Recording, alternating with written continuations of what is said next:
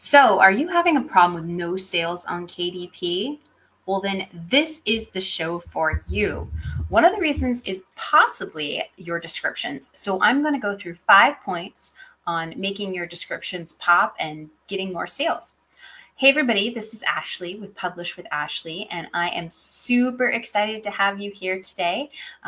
Please like and subscribe to my YouTube channel, join my Facebook group, just answer the questions, and let's get into this. Okay, so what I'm going to do is I'm going to go through kind of my 5 points that you really need to look for and do for making your descriptions pop. Because a lot of times, you maybe get views and clicks and things like that, but people just aren't buying. That's something you definitely see with ads. You see a lot of clicks, but not necessarily purchases. Now, if that happens, like if you don't get if you get a lot of clicks but no purchases, it's probably your description.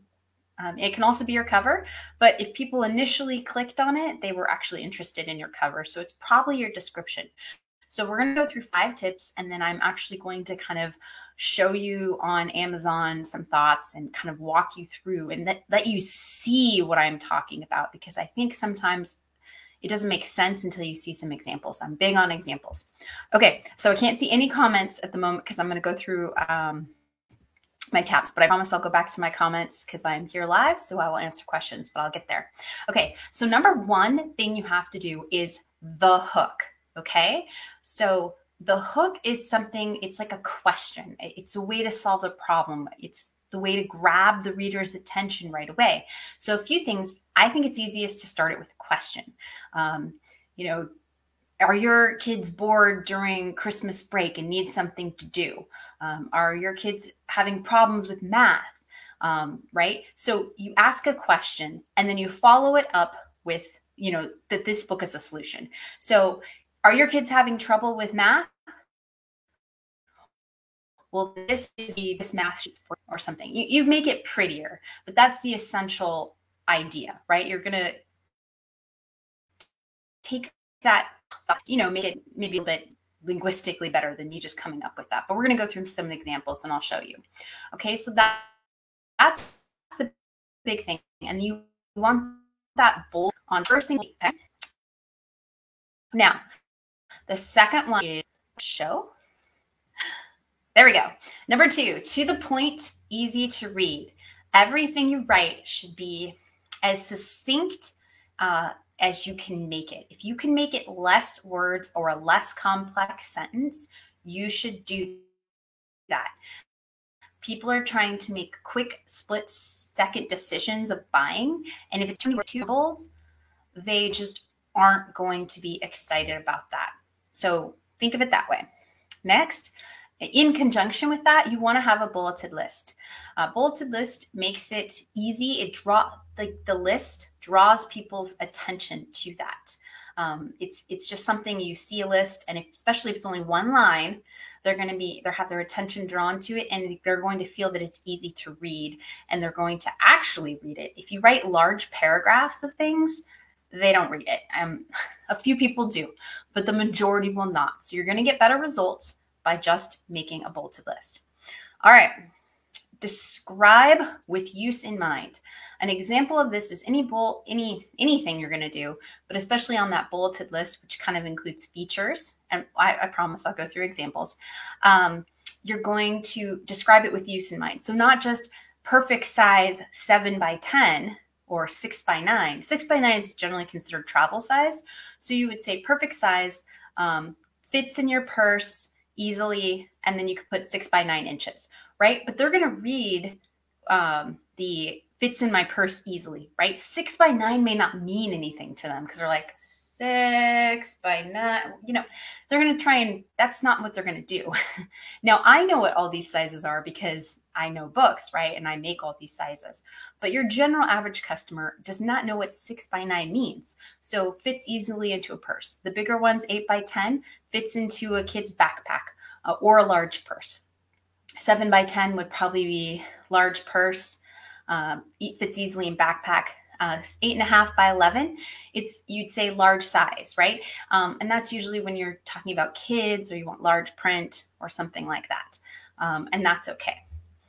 But that fits into a backpack usually too, 8.5 by 11. But describe things with the use in mind. How are they going to use it? What are they going to do with it? Rather than just state statistics or facts. The last is you want the very end part to be a call to action. Okay. You want to say, if you love animals or you want a great gift for your child, grab this book now, right? Or grab this easy to use math pages workbook now, right? Whatever it is, you want them to feel that they need to put it in their cart, right? If you don't ask, you're not necessarily, it's not that you won't get the sale, but asking puts that idea in their mind like, yeah, I do want this, right? So anything you can do to encourage the customer to put it in their cart is a good thing. Okay, so let me see comments and then I'm going to go through some examples. Okay, so no one's had comments yet. That's good. Okay, we're going to go to stream. And let me go all the way over. So what we're going to do, and I tried to blow it up as big as possible for you on the screen. We're going to go through some of the bestseller books and also some different ones, but I want to show you what I'm talking about. Okay, now this one is a good seller, but it kind of like breaks a lot of the rules I was talking about. This groundbreaking book is all about building a girl's confidence and imagination. I don't really think that's a great hook. And it does kind of have this features and highlights, but look, there's no bulleted list. There's big paragraphs. I mean, think about this from the customer side of view. They're going to say, okay, I'm going to read this bold thing. Okay, that sounds good. Oh, wait, 22 coloring pages. That probably should have been in the features and highlights, right? I do like that they've kind of whimsical black and white drawings, right? So that stands out to me, but there should be a bullet before it to shift that text over so that people can read it easy. It just draws the focus in a really good way. But I like that the main part of it is bolded, and then it kind of has some words that I probably wouldn't read. Positive and educational, probably wouldn't read the rest of these words. Based on studies, I might read the rest of that because I'd be like, based on what studies? Designed to build confidence, and then I'd be like, okay, in girls ages 3 to 8. Okay, and then it says a great gift. There's all these words here. I mean, I may or may not read this. This is a much larger paragraph. Probably wouldn't read that. Perfect for artists. Still probably wouldn't read that. Like 2 lines is the most anyone's going to read. And I hate to say that, but that's just how people are. So you want to be descriptive in the shortest way possible so that people might actually read what you're doing. And they don't have a call to action. So this is a good seller. So it's not like with a good description, without a good description, you can't be a good seller. But I'm trying to point out, like, there's things they could do better, right, to really draw me in. Okay, so let me do this one. This one isn't bad, and I kind of like it. They didn't do what I would call the call to action at the bottom, but I like kind of how they did this. See, it's very short, to the point, which is good, right? Create a timeless keepsake that will be treasured by future generations. That's an okay hook. Not great, but it's not terrible. Tell me your life story, which, by the way, is trademarked. So if you have any of those books, they just got their trademark through, pull that all out. If you have tell me your life story in anything. Mom, it's like, so a beautiful design gift. I'd probably read that. Simple guided journal, 200 questions. See, like, they highlighted some of the best, like, words, things that would draw my attention, things that would be of interest to me. And they actually included 200 journal prompts in their features, this bulleted section. Good. But this is pretty good because it has some text. They're all short. Notice 1 line, 2 lines, 2 lines. Paragraphs, people just don't want to read. But this makes it short. And then they've highlighted pretty much the most important parts of that. So that's kind of the way to do it. This is great. They have their features in a bulleted list. Ideal gift, over 200 journal pages, elegant design. This one, see, perfect size, 7 by 10. What does that mean to anybody? Doesn't mean anything, right? I mean, I know how big it is, but as a buyer, I probably wouldn't know how big that is. Does that fit in a purse? It's probably a large purse. You could shove it into, it'd be harder a small purse. 7 by 10 is decent sized. For mothers of all kinds, okay, sure. Printed in the US, don't put stuff like this because, well, you can't. if you're putting it and publishing it all in KDP, right, you don't know where it's being printed. So don't put that. This is actually a publisher, so they can put that because they're actually making the book.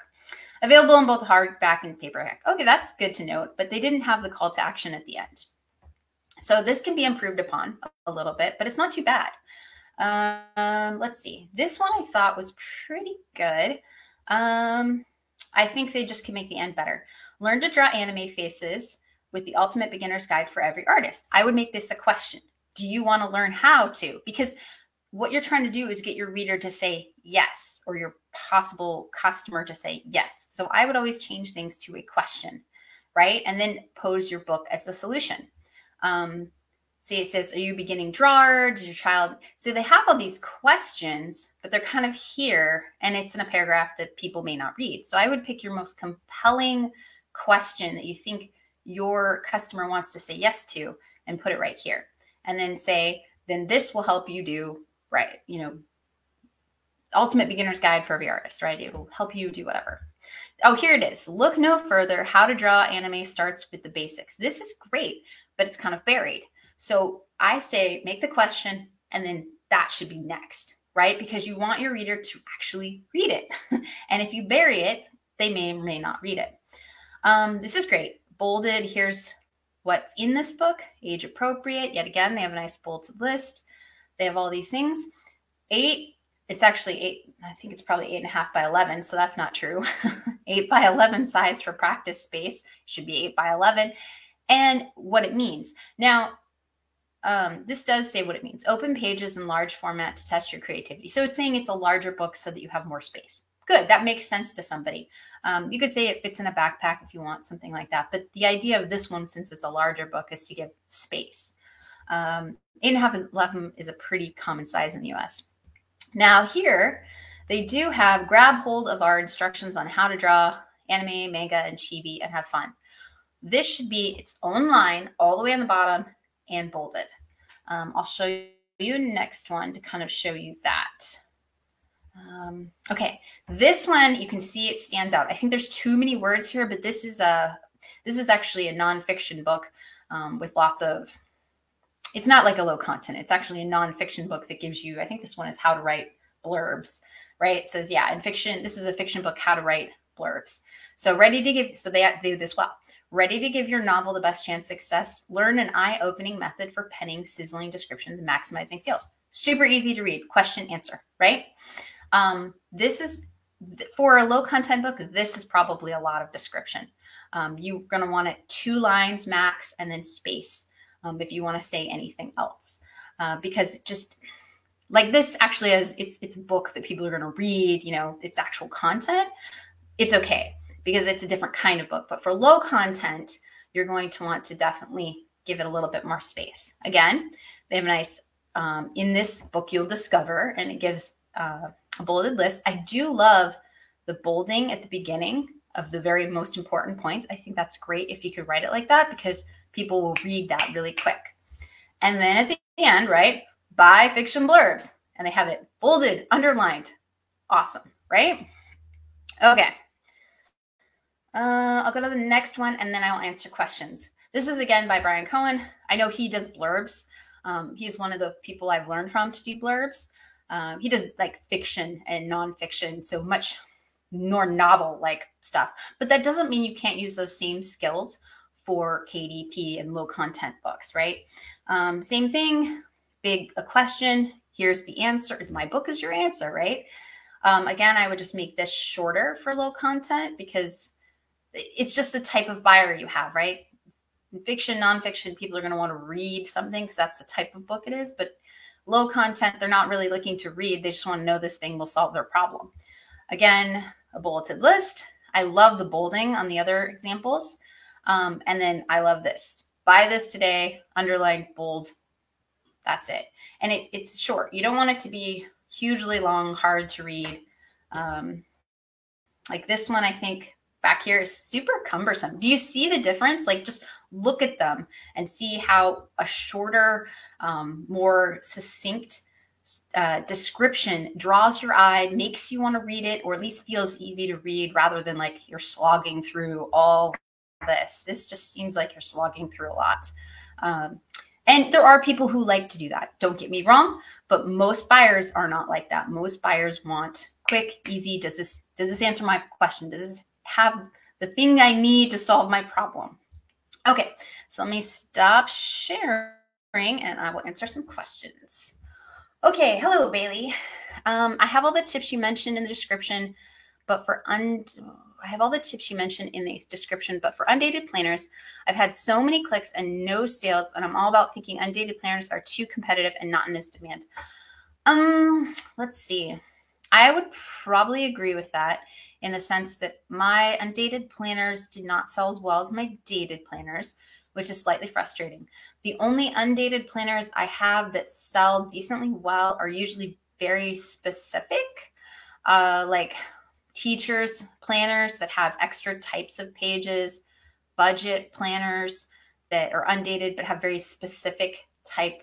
You're going to do something for 12 months. And the dates aren't as important as far as with a budget planner, right? It's just for the month, and you just maybe need the 1st and 15th and 30th. It depends what kind of budget planner you're making. So just general undated planners, I don't have good luck with those. I know there are people who do, but that's not my thing.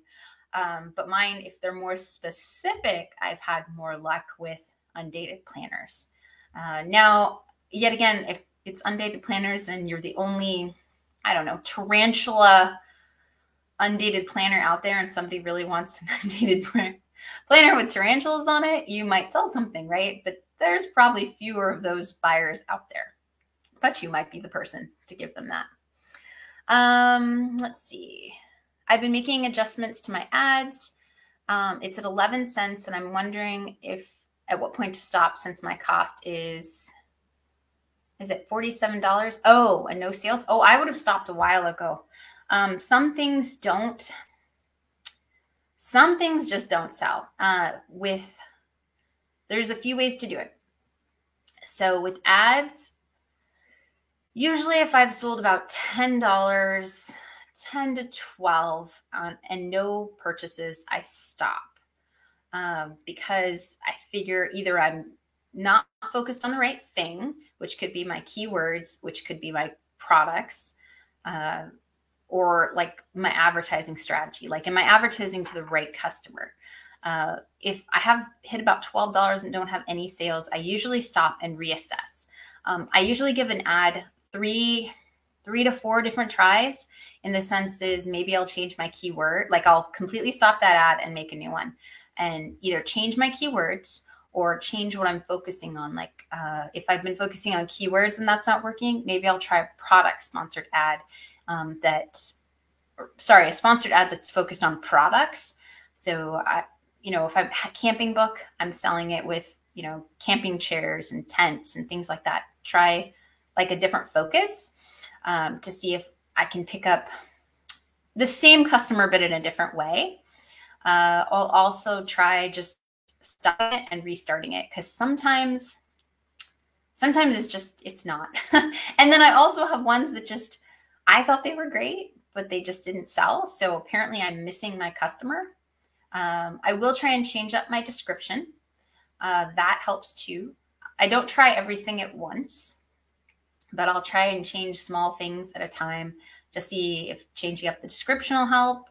If I put a lot of time and effort into it, sometimes I'll change up the cover, which I suppose the one thing about the cover change is if you don't have any sales, it's not a big deal. But it takes Amazon a few weeks before the new cover will actually run through all their printers so that all the printers will print the correct file, if that makes sense. So it's not an instant, even though it shows up on Amazon as a certain thing, the customer may not get that until a few weeks later. So that there's some caution with that. But if you haven't had any sales, wait a few weeks before you advertise it with the new cover, and maybe that'll be okay. Other questions on descriptions, on anything else?